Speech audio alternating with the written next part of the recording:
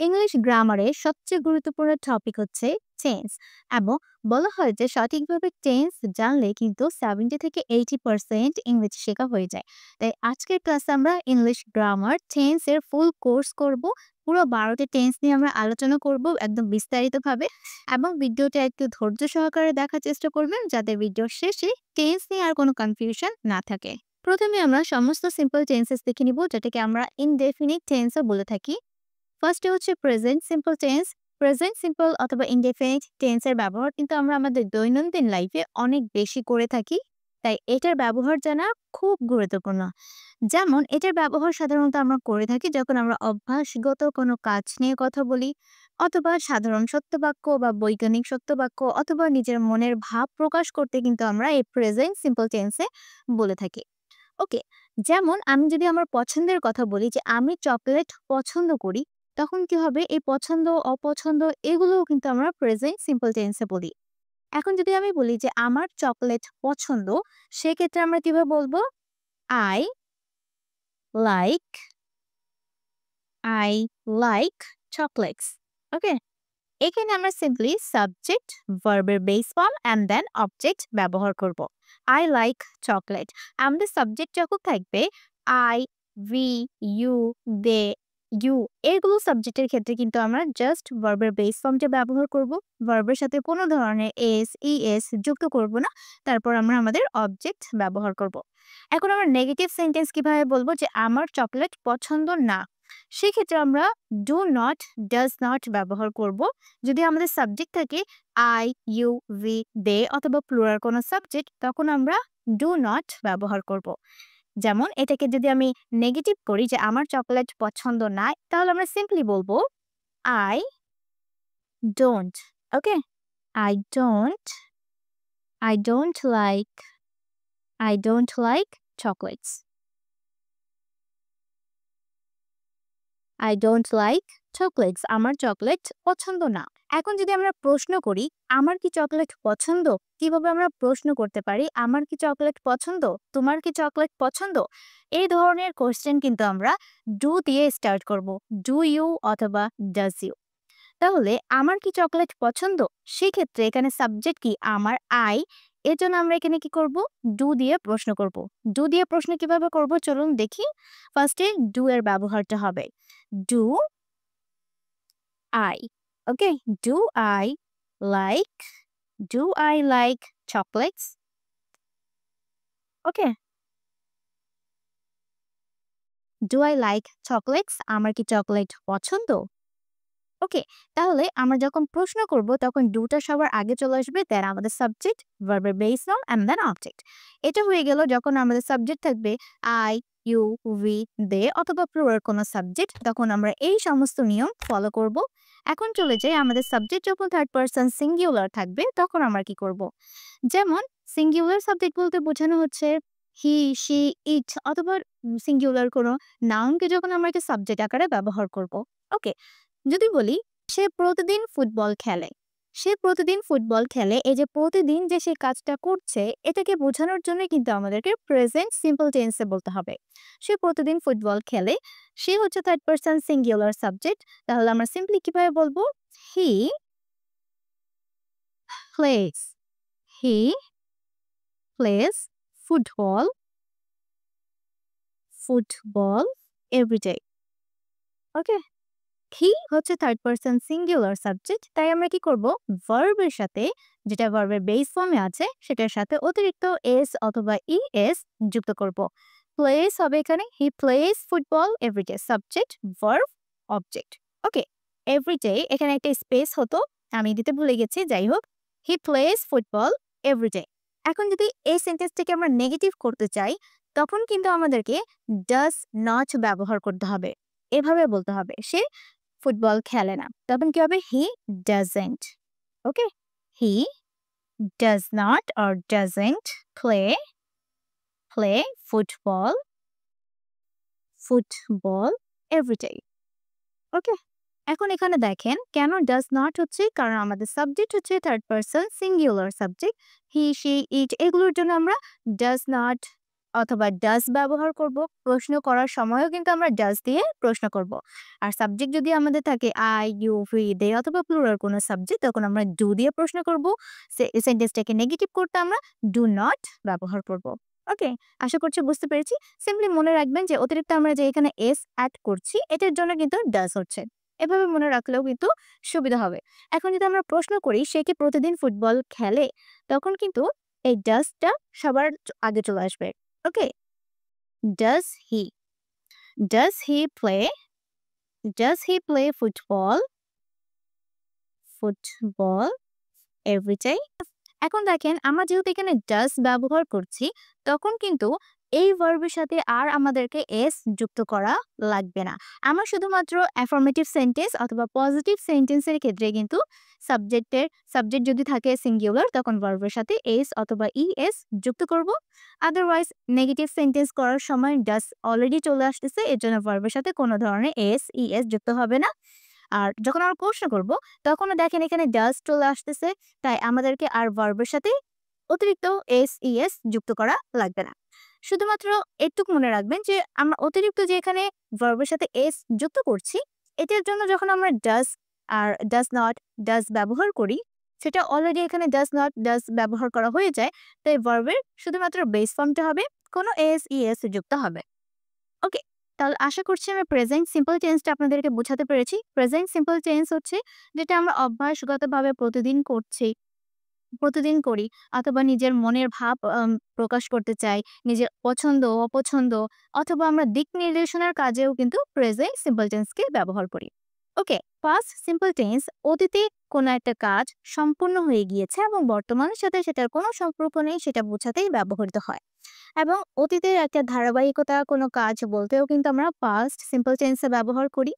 যেমন আমি যদি বলি যে আমি গতকালকে ভাত রান্না করেছিলাম, গতকালকে এই কাজটা আমার সম্পূর্ণ হয়ে গিয়েছে এবং বর্তমানের সাথে সেটার কোনো সম্পর্ক নেই। I cooked. ওকে, ভার্বের পাস্ট ফর্মটা হবে সাবজেক্ট, ভার্বের past form then object. I cooked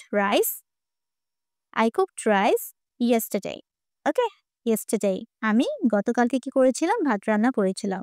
yesterday I cooked rice yesterday, subject ভার্বের সেকেন্ড ফর্ম মানে পাস্ট ফর্ম অবজেক্ট। এখানে আমাদের সাবজেক্ট যাই থাকুক না কেন আমাদের ভার্ব কিন্তু এটাই হবে, সেটা হচ্ছে কুকড, যেটা ভার্বের পাস্ট ফর্মে আছে।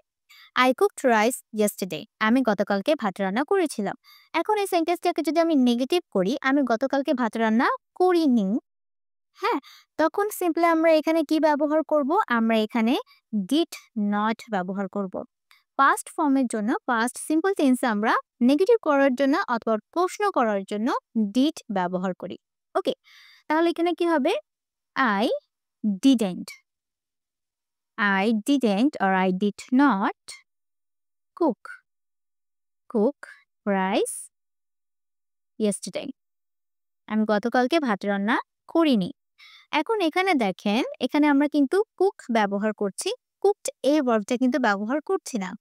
যখন ডিড নট চলে আসবে বা শুধুমাত্র ডিড আসবে সেটা মনে রাখবে, do not, does not, did not অথবা ডু, ডাজ, ডিড এই তিনটার পরে কিন্তু ভার্বের বেস ফর্ম হয়, তার সাথে কোনো ধরনের ইডি ইএস এস যুক্ত হয় না।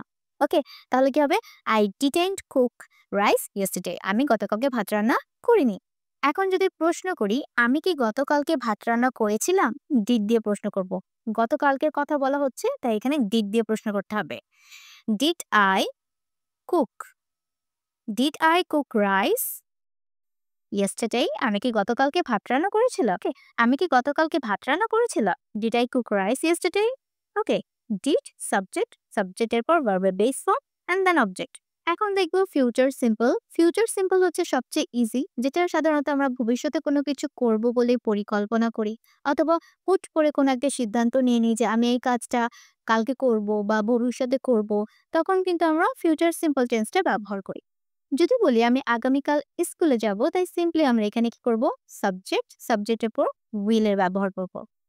সাবজেক্টের পর উইল ব্যবহার করার পর ভার্বের base form I will go, কোথায় যাব, স্কুলে, to, I will go to school. Okay, I will go to school, আমি স্কুলে যাব, কবে যাব, টুমরো। ওকে, আগামীকাল।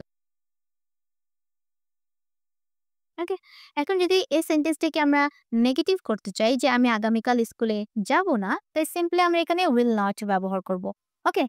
I will not, I will not or I won't আমরা এভাবে বলতে পারি I won't to go to school tomorrow.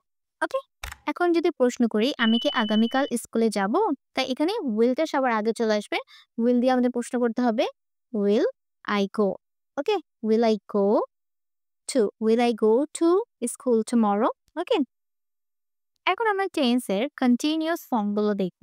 Present continuous বলতে বোঝায় যে কাজটা বর্তমানে চলছে, অনগোয়িং অ্যাকশনস, বর্তমানে কাজটা হচ্ছে, তখন কিন্তু সেটা প্রেজেন্ট কন্টিনিউয়াস হয়। যদি বলি সে এখন বই পড়ছে, সে এখন বই পড়ছে, কাজটা এখন চলমান আছে, তখন বলতে হবে she she is she is reading. Okay? she is reading a book. She is reading a book now. সে এখন বই পড়ছে, she is reading a book now. ওকে? এখন দেখেন আমরা এই সেন্টেন্সটাকে কিভাবে গঠন করব।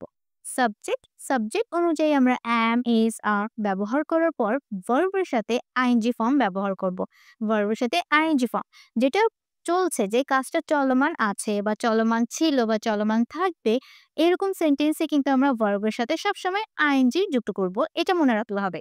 She is reading a book now. She is reading a book now. সে এখন বইটা পড়ছে। যদি বলতাম যে আমি এখন বই পড়ছি, তখন কি হতো I am reading a book now.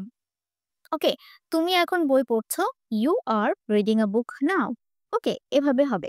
আচ্ছা, এখন যদি থেকে প্রশ্ন করি সে কি এখন বই পড়ছে? বই পড়ছে মানে কাজটা কি চলমান আছে কিনা আপনি জিজ্ঞাসা করছেন যে সে কি এখন বই পড়ছে? তখন কিন্তু আমাদেরকে is দিয়ে প্রশ্ন করতে হবে। কেন is দিয়ে প্রশ্ন করতে হচ্ছে? কারণ এখানে she is আছে। যদি I am থাকতো তাহলে am দিয়ে প্রশ্ন করতে হতো। যদি you are থাকতো তাহলে are দিয়ে কোয়েশ্চেন করতে হতো। ওকে? আচ্ছা, কোয়েশ্চেন করার আগে নেগেটিভ সেন্টেন্সটা বুঝিয়ে দেই। নেগেটিভ সেন্টেন্সটা কিভাবে হবে?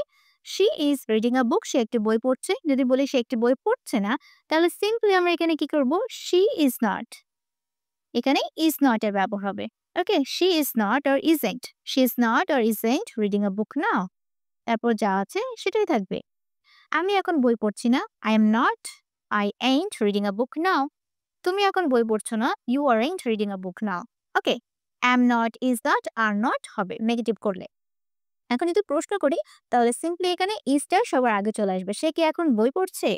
Is she? Okay? Is she reading? এখানে কিন্তু ভার্বের ing ফর্মটাই হবে। Is she reading a book now?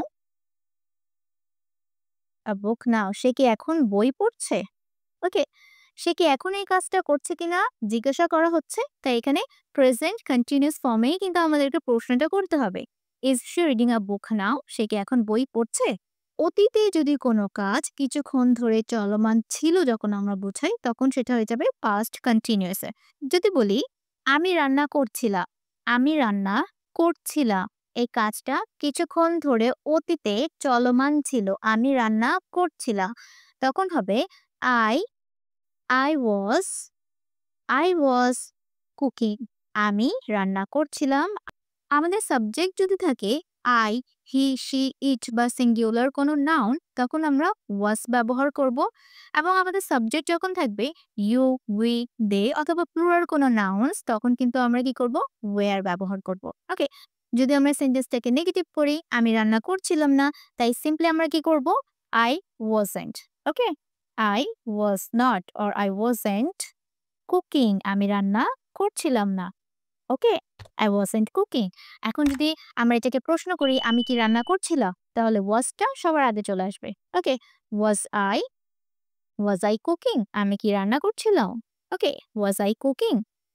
আশা করছি এভাবে যদি আপনারা বাসায় প্র্যাকটিস করেন তাহলে কিন্তু অনেক ইজি হয়ে যাবে। ওকে? এখন আসবো ফিউচার কন্টিনিউয়াস, ভবিষ্যতে কোনো একটা কাজ কিছুক্ষণ ধরে চলমান থাকবে। ওকে?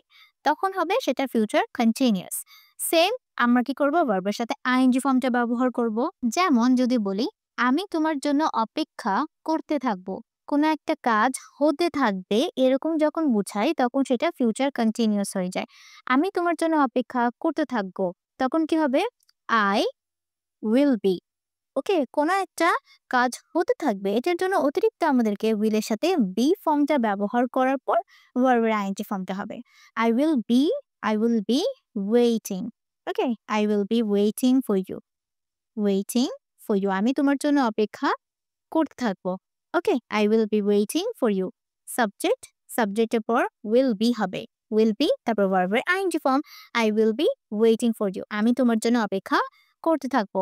যদি বলি যে আমি তোমার জন্য অপেক্ষা করব না, নেগেটিভ করে দেই সেন্টেন্সটাকে, তখন হবে I won't or I will not won't be. Okay, এখানে কি আসবে? Won't be waiting for you. I won't be waiting for you. আমি তোমার জন্য অপেক্ষা করতে থাকবো না। যদি প্রশ্ন করি আমি কি তোমার জন্য অপেক্ষা করতে থাকবো? তখন কি হবে? উইল টা সবার আগে চলে আসবে। আমি কি তোমার জন্য অপেক্ষা করতে থাকবো? Will I be. Okay, will I be waiting. Will I be will I be waiting for you. আমি কি তোমার জন্য অপেক্ষা করতে থাকবো? ওকে, এখানে দেখেন উইল আগে আসবে, তারপর সাবজেক্ট, তারপরে কিন্তু বি আসবে। Okay, will I be waiting for you. আমি কি তোমার জন্য অপেক্ষা করতে থাকবো? আমাদের সাবজেক্ট যাই থাকুক না কেন, এই স্ট্রাকচারটা কিন্তু সেমই থাকবে। ওকে।